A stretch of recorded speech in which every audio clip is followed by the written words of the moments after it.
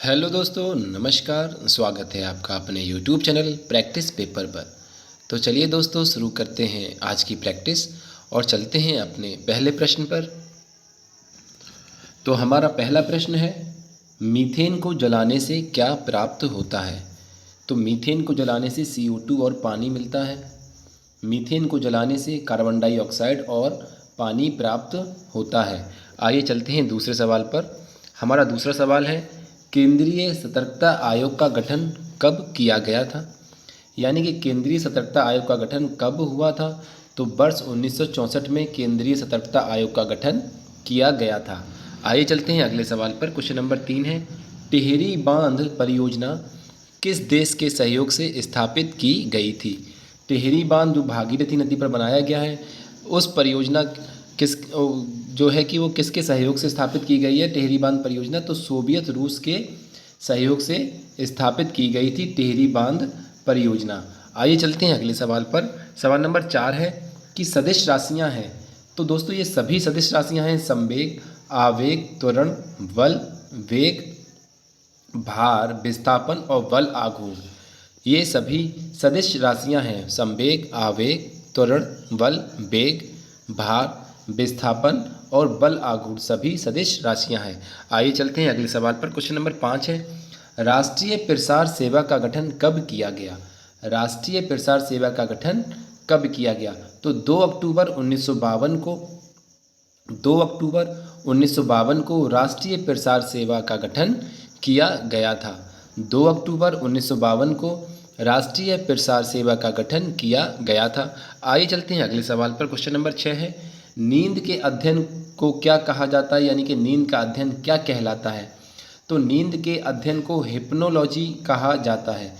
नींद के अध्ययन को हिप्नोलॉजी कहा जाता है। आइए चलते हैं अगले सवाल पर। क्वेश्चन नंबर 7 है, भारतीय सुदूर संवेदन संस्थान कहाँ स्थित है।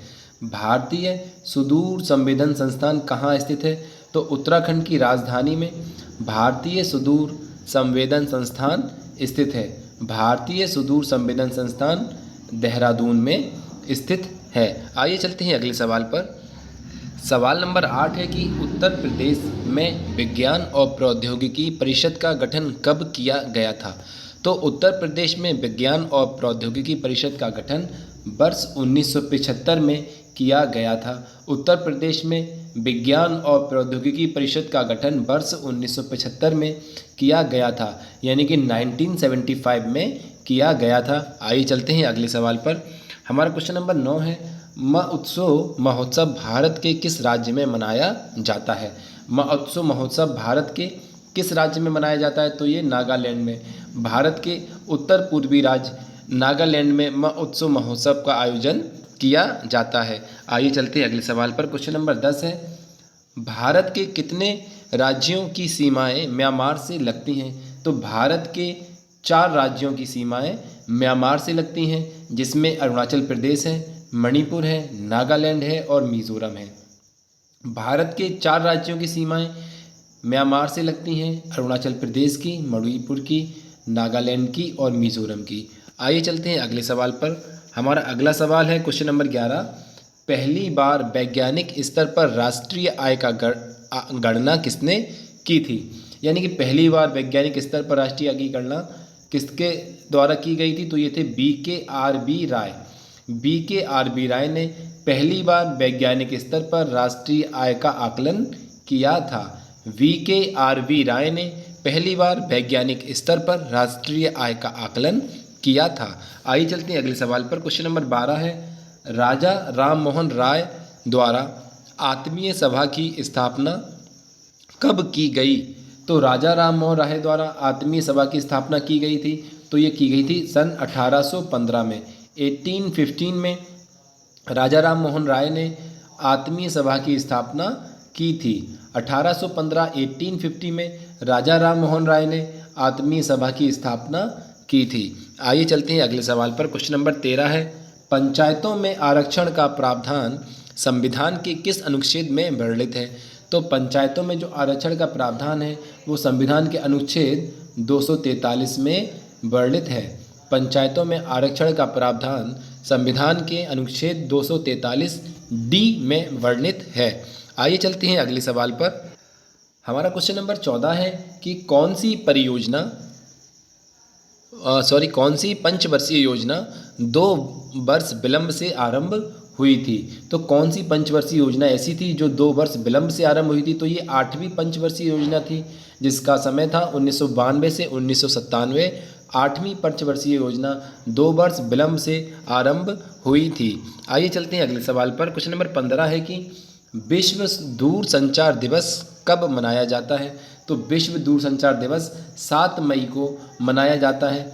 7 मई को विश्व दूरसंचार दिवस मनाया जाता है। आइए चलते हैं अगले सवाल पर। क्वेश्चन नंबर 16 है, जर्मनी में धार्मिक सुधार आंदोलन का प्रवर्तक कौन था? तो जर्मनी में धार्मिक सुधार आंदोलन का प्रवर्तक मार्टिन लूथर था। जर्मनी में धार्मिक सुधार आंदोलन का प्रवर्तक मार्टिन लूथर था। भारत का मार्टिन लूथर भी दोस्तों राजा राम मोहन राय को भारत का मार्टिन लूथर कहा जाता है। आइए चलते हैं अगले सवाल पर। क्वेश्चन नंबर 17 है, प्राचीनतम जैन ग्रंथ किस भाषा में लिखे गए थे? तो प्राचीनतम जैन ग्रंथ की बात की गई है, तो सबसे पहले जो प्राचीनतम जो जैन ग्रंथ थे वो प्राकृत भाषा में लिखे गए थे। प्राचीनतम जैन ग्रंथ प्राकृत भाषा में लिखे गए थे। आइए चलते हैं अगले सवाल पर। क्वेश्चन नंबर 18 है, ऑस्ट्रेलिया में पाए जाने वाले शीतोष्ण घास के मैदान क्या कहलाते हैं? ऑस्ट्रेलिया में पाए जाते हैं और शीतोष्ण घास के मैदान हैं, इनको हम क्या कहते हैं? डाउन्स नाम से जाना जाता है। ऑस्ट्रेलिया में पाए जाने वाले शीतोष्ण घास के मैदानों को डाउन्स कहा जाता है। आइए चलते हैं अगले सवाल पर। क्वेश्चन नंबर 19 है, किस सागर की कोई तटरेखा नहीं है?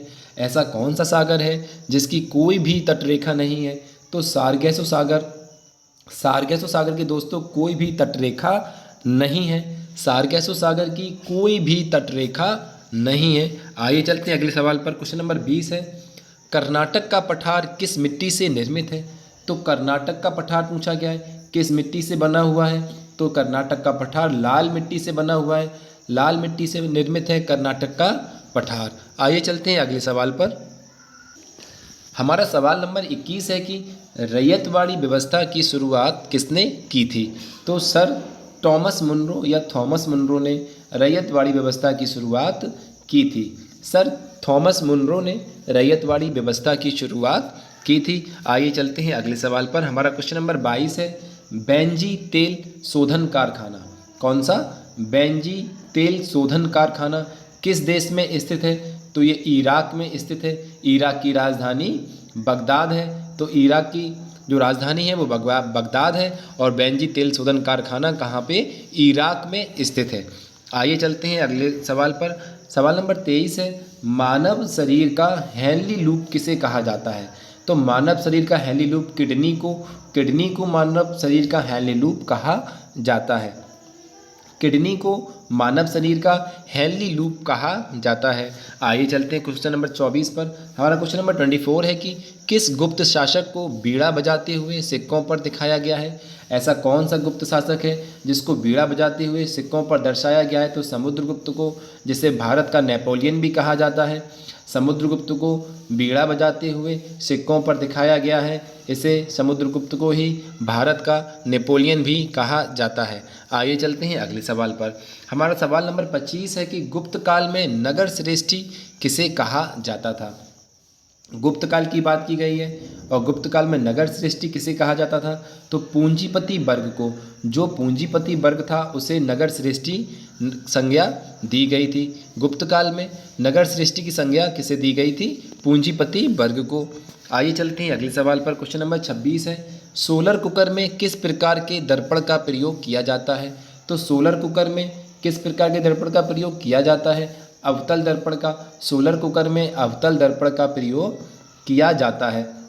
सोलर कुकर में अवतल दर्पण का प्रयोग किया जाता है। आइए चलते हैं अगले सवाल पर। हमारा सवाल नंबर 27 है, तुलसीदास की कौन सी रचना अवधी भाषा में लिखी गई है?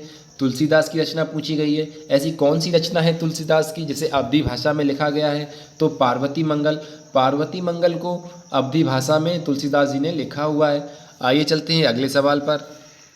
हमारा सवाल नंबर 28 है, विभागीय स्थायी समितियों की संख्या कितनी है? 24 है।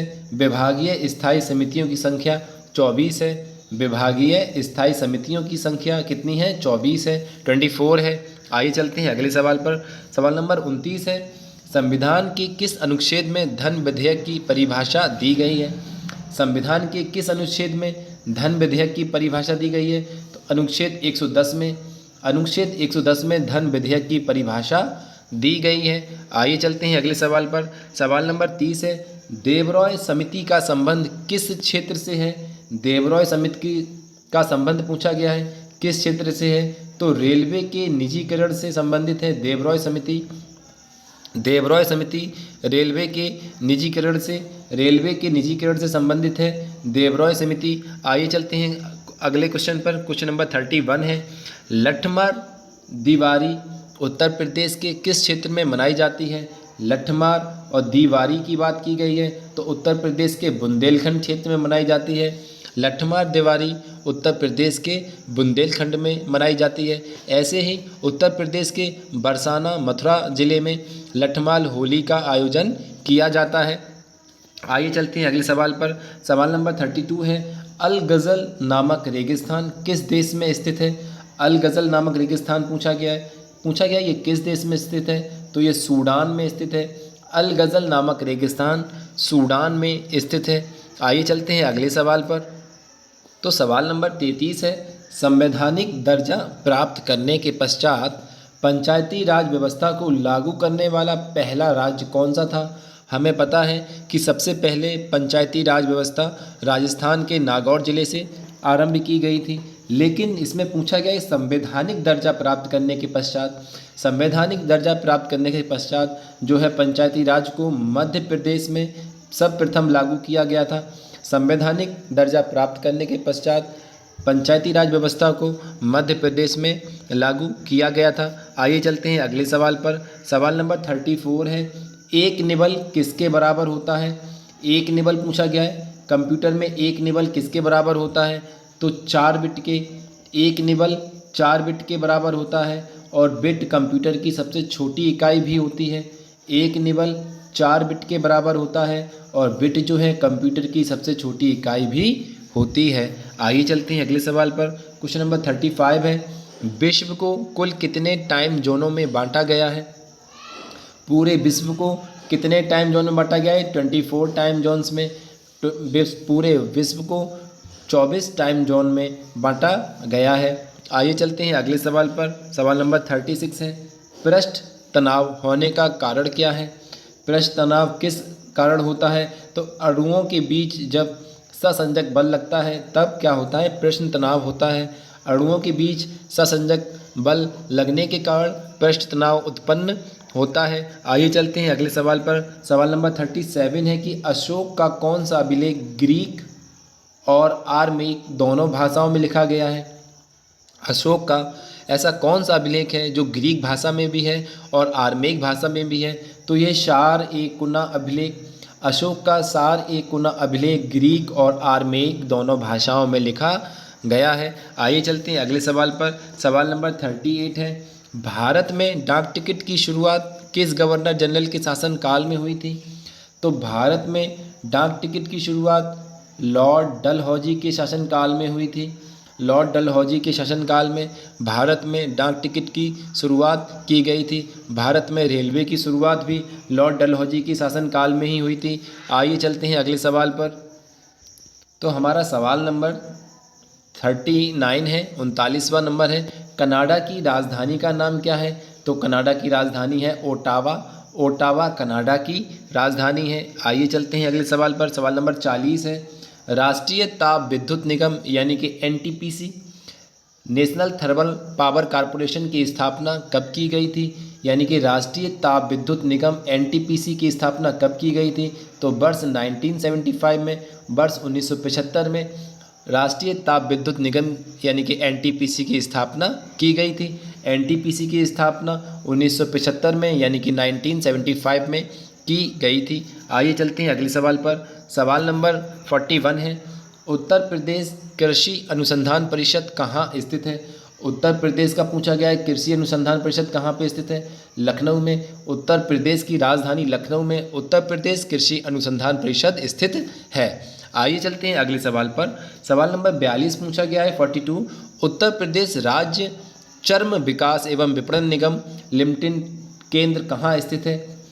उत्तर प्रदेश राज्य का चर्म विकास एवं विपणन निगम लिमिटेड कहाँ स्थित है? तो ये आगरा में स्थित है। आगरा शहर को बसाया था सिकंदर लोदी ने, तो आगरा में ही स्थित है राज्य चर्म विकास एवं विपणन निगम।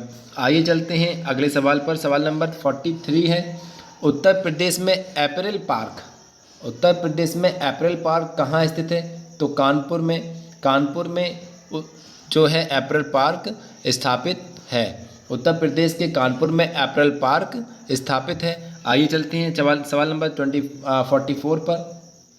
होकेरा आर्द्र भूमि पूछा गया है भारत के किस राज्य में स्थित है? तो जम्मू कश्मीर में स्थित है।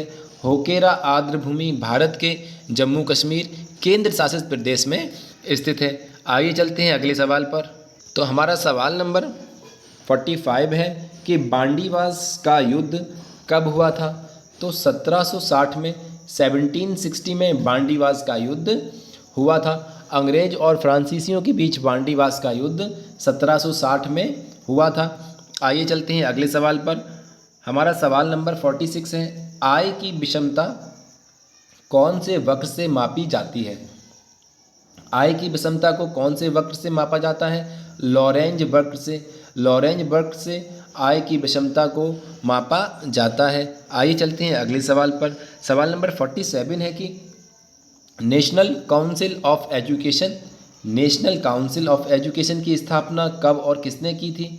तो नेशनल काउंसिल ऑफ एजुकेशन की स्थापना 15 अगस्त 1906 में दास बनर्जी द्वारा की गई थी। नेशनल काउंसिल ऑफ एजुकेशन की स्थापना 15 अगस्त 1906 में दास बनर्जी द्वारा की गई थी। आइए चलते हैं अगले सवाल पर। सवाल नंबर 48 है कि होम एंड द वर्ल्ड नामक पुस्तक किसने लिखी है? रविन्द्रनाथ टैगोर जी ने होम एंड द वर्ल्ड नामक पुस्तक लिखी है। आइए चलते हैं अगले सवाल पर। सवाल नंबर 49 है।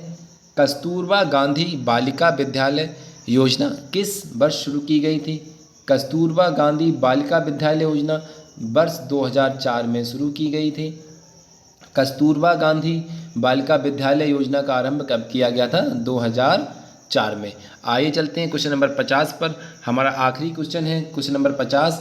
एशिया प्रशांत आर्थिक सहयोग यानी कि एपेक का मुख्यालय कहाँ स्थित है? एशिया प्रशांत आर्थिक सहयोग एपेक का मुख्यालय कहाँ स्थित है? तो सिंगापुर में एपेक का मुख्यालय स्थित है। एपेक का मुख्यालय यानी कि एशिया प्रशांत आर्थिक सहयोग का मुख्यालय सिंगापुर में स्थित है। तो धन्यवाद दोस्तों, ये थे हमारे 50 क्वेश्चन। आपको ये क्वेश्चन कैसे लगे हमें कमेंट बॉक्स में ज़रूर कमेंट करके बताएं। वीडियो को लाइक करें, ज़्यादा से ज़्यादा वीडियो को शेयर करें और चैनल को सब्सक्राइब करें। धन्यवाद दोस्तों, धन्यवाद।